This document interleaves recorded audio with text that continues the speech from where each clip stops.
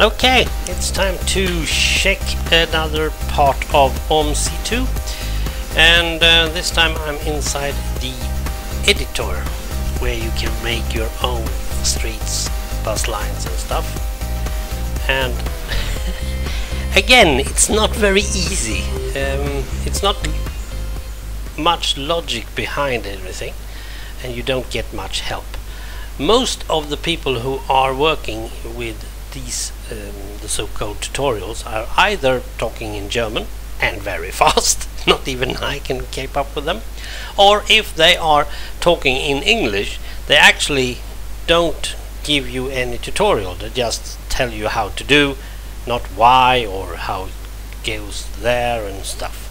So you have to do a whole lot of trial and error. Now, one guy, German, so what, got me at least started on the most basic. When you start a map, the map is inside something called templates, and it's called new map.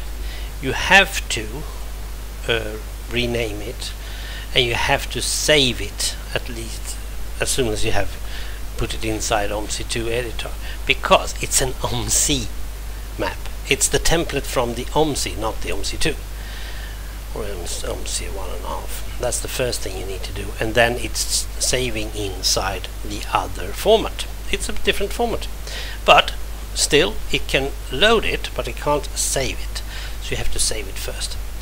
Now, Captain Caps Lock Crew gave me some tips as well about renaming the map. You go inside global.cfg, and top lines you see name and again name, and then you have a description. He proposes that you should change the description as well, even if you're just putting it there is no description. That's rather fun. Then he had some more ideas about putting in some sort of AI list from Grundorf map and some time zone and two other files from the Spandau Berlin map. I don't know why. He talked too fast, but he did it, and I did the same. I don't know if it's working or not. Then I found a Scotsman, a very good guy, who's actually talking much more slowly than he needs to, but what he says actually makes sense, at least, and he's the only one that so far that I've found that actually taught me anything. So, well, he's not doing it much big, but then again he's dropped it. He made 3 tutorials and then he dropped it for reasons we don't need to get inside to. Now, these things you got, the good things about this, now I'm in the objects tab, which means that I can touch these ones. These I've put myself, and the roads, as you can probably see, I can't touch them because roads are called splines. Why? Well, that's for me to find out to the next time, perhaps. Crossings or junction, whatever, however, is not roads, splines. Well, now the reason they're called spline I don't know, but if I go over to the splines tab, and maybe I can bend it, I can make a gradient on it. I have no idea actually how. You can just try it on. Suddenly there's a gradient of up, I suppose. Oh yeah, see? Suddenly you can have it as a nice little hill. Now let's get back to 0. Take some time every time. You can also you can do plenty of stuff. You can also have an radius. I'm going to take a radius of 2 on this one. Let's see what's... Oops, and it disappears. Now that's normal. Oh, that wasn't. Should probably have a gradient of 0 something, perhaps, I don't know, 0.01. Could that be something? Invalid. Alright. Well, I can go on checking this. These templates that are actually some sort of crossings or stuff, bus loop, I'm thinking of having those, and the reason that they are just put in the middle of the green thing is because if you are having an example of an object or a spline on your map, that is actually kept inside your, shall we call it library? It is your map library. That means that if I have them here, I don't need to find them and load the directory every time.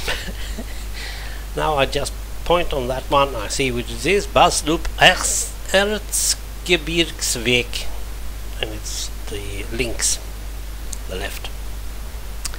And that one is something else. That's Borkumerstrasse, and the right one. Sorry, rechts.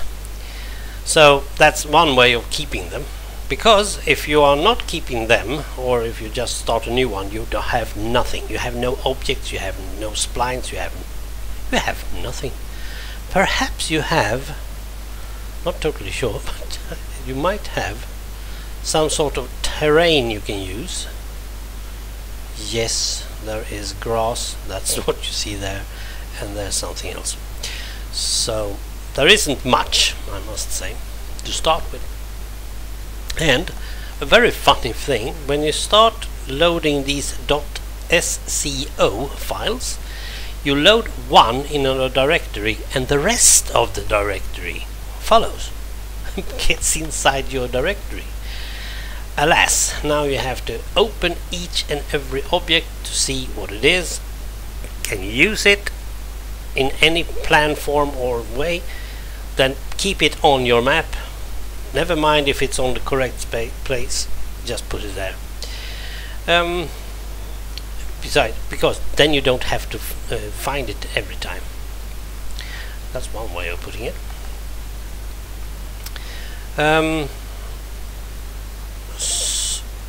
So, well, what I'm doing is I'm trying to do a test map. Small test, as it's called.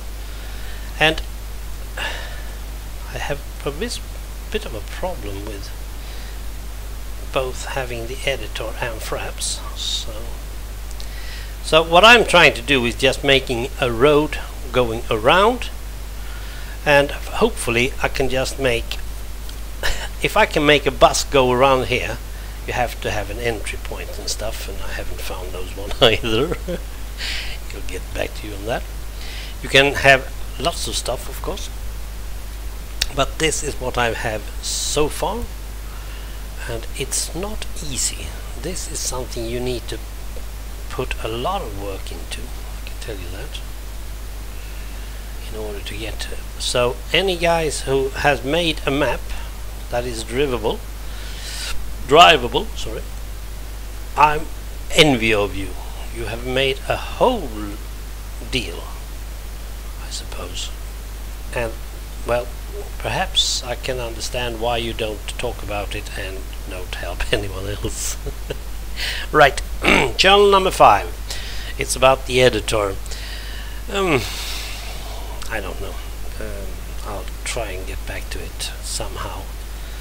Try to get more tutorials on the YouTube, perhaps even German ones. It's not that easy. It's not. And then I got back to the DEM later on.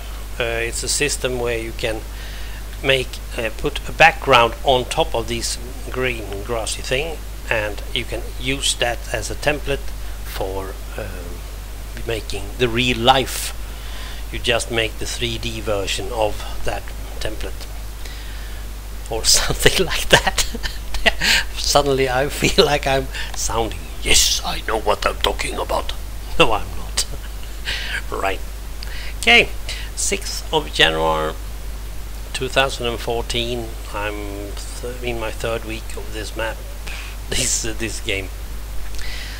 Oh dear, thanks for watching. Bye.